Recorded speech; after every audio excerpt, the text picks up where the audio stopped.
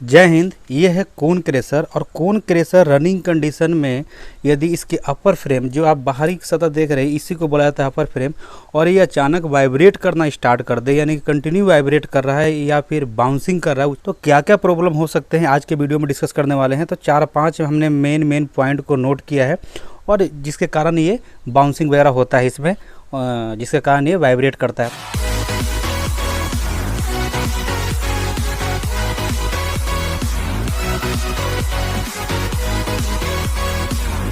तो सबसे पहले जो हम लोग देख रहे हैं यहाँ पर है हाइड्रोलिक सिलेंडर, जो कि अपर फ्रेम से कनेक्टिंग होता है। और अपर फ्रेम से कनेक्टिंग होने के कारण यदि इस हाइड्रोलिक सिलेंडर में प्रॉब्लम आता है, यानी कि लीकेज हो जाए या फिर इसमें प्रेशर बिल्डअप नहीं हो पाए, तो इसके कारण क्या हुआ कि अपर फ्रेम को ये एक जगह फिक्स करके नहीं रख पाता। जैसे कि हम CS करके इसको एक जगह फिक्स करते हैं, तो वैसे कंडीशन में ये फिक्स नहीं कर पाता, तो इस कंडीशन में अपर फ्रेम वाइब्रेट कर सकता है। तो हाइड्रोलिक सिलेंडर में अगर प्रेशर नहीं बन पा रहा है तो वैसे कंडीशन में आप ऑयल टैंक चेक कीजिए और इसके सोलेनॉइड कॉइल चेक कर सकते हैं कि सोलेनॉइड कॉइल प्रॉपर ढंग से काम कर रहा है कि नहीं कर रहा है, वहाँ पर सप्लाई मिल रहा है कि नहीं। तो इन सब सारी चीज़ करने के बाद आप फाइंड आउट करके इसका प्रॉब्लम को रिजॉल्व कर सकते हैं। और सेकंड जो है, ये जो अपर फ्रेम है, अपर फ्रेम के जस्ट अंदर में वेज होता है कि जो कि वेज असेंबली जो है फाइबर पैड्स के ऊपर इंस्टॉल किया जाता है, असेंबल किया जाता है। ठीक है, तो क्या होता है कि बहुत दिन अगर कौन रनिंग कर जाता है, वैसे कंडीशन में क्या होता है, ज़्यादा रनिंग करने से उसके जो फाइबर पैड होते हैं वो कट जाते हैं। तो फाइबर पैड्स कटने के कारण भी ये जो अपर फ्रेम है, तो अपर फ्रेम ये बाउंस करना स्टार्ट कर देता है। थर्ड में क्या होता है कि वेज प्रेशर बिल्डअप नहीं हो पा रहा है, यानी कि वेज प्रेशर अगर लो हो जाए तब ये समस्या आ जाती है कि उस कंडीशन में भी आपका जो अपर फ्रेम है, क्रेशर का अपर फ्रेम है, वो वाइब्रेट करता है, बाउंसिंग करता है। तो वेज प्रेशर कहाँ से चेक करते हैं? एक्चुअली वेज कनेक्ट होता है डंपी जग से, जहाँ पे यहाँ पर देख सकते हैं डंपी जग है। ये डंपी जग वेज प्रेशर को मेंटेन करता है। ये भी हाइड्रोलिक सिलेंडर होता है और इसमें भी वायल होता है।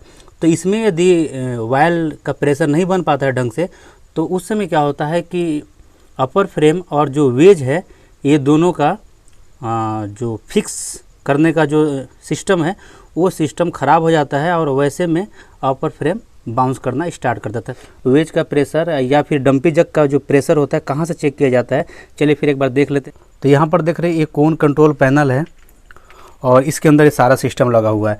तो यहाँ पर जो आप देख रहे हैं सबसे फर्स्ट जो है ये है एक्चुअली पंप का प्रेशर दिखाता है, यानी कि जो है यहाँ पर जो हाइड्रोलिक पंप है, जब ये ऑन होगा तब जाके इसमें प्रेशर दिखाएगा। चाहे कोई भी कंपनी का हो, ये नॉर्मली ऑफ रहता है, जब ऑफ होगा तो ये 0 पर रहेगा।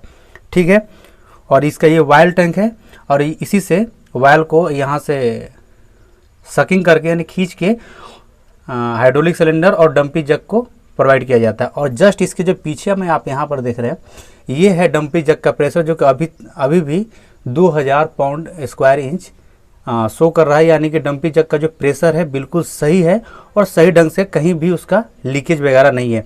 तो यहाँ से यदि डाउन हो तो आप समझ जाइए कि डंपी जग में कुछ प्रॉब्लम हो सकता है।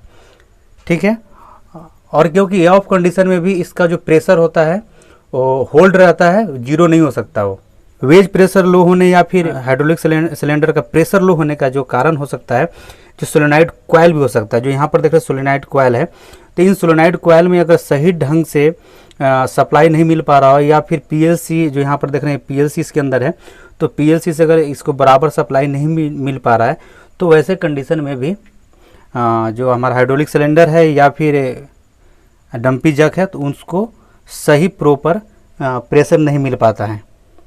ओके, इसमें एक और प्रॉब्लम क्या आता है कि जैसे आप CSS करते हैं, तो जैसे मेंटल है और मेंटल के जो चारों तरफ आप देख रहे हैं कॉनकेव है, तो इसका जो CSS करते हैं तो बहुत ज़्यादा अगर क्लोज हो जाता है वो, यानी कि CSS बहुत कम mm हो जाता है, जैसे 10 mm या फिर 8 mm ऐसा कुछ हो जाता है, बाय मिस्टेक हो जाए, तो उस कंडीशन में क्या करेगा कि ये जो मेंटल है, मेंटल को मूवमेंट के लिए जगह नहीं मिल पाता है।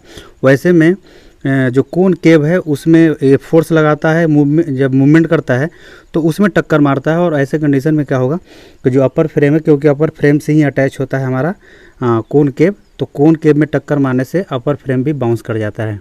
जिस कन्वेयर से इसको फीडिंग प्रोवाइड होता है, यानी कि जिस कन्वेयर से इसका मटेरियल प्रोवाइड होता है, और जो इसका सूट है, जो इसका सूट होता है वो बिल्कुल सेंटर में थ्रो करना चाहिए। कोन मेंटल के बिल्कुल हेड के ऊपर गिरना चाहिए, यानी कि ये जो सूट है, सूट से जो मटेरियल गिरना चाहिए बिल्कुल कोन हेड के ऊपर गिरना चाहिए। उससे क्या हो जाता है कि जो मटेरियल है चारों तरफ फैल जाता है और बिल्कुल बराबर क्रशिंग होता है, बराबर लोड पड़ता है। और समस्या क्या आता है, जब सूट सही ढंग से असेंबल नहीं किया हुआ है तो एक साइड में मटेरियल गिरेगा, और एक साइड में मटेरियल गिरने से क्या होगा, वेंटल तो चारों तरफ घूमता है लेकिन कोन केप जो है एक जगह फिक्स किया हुआ रहता है।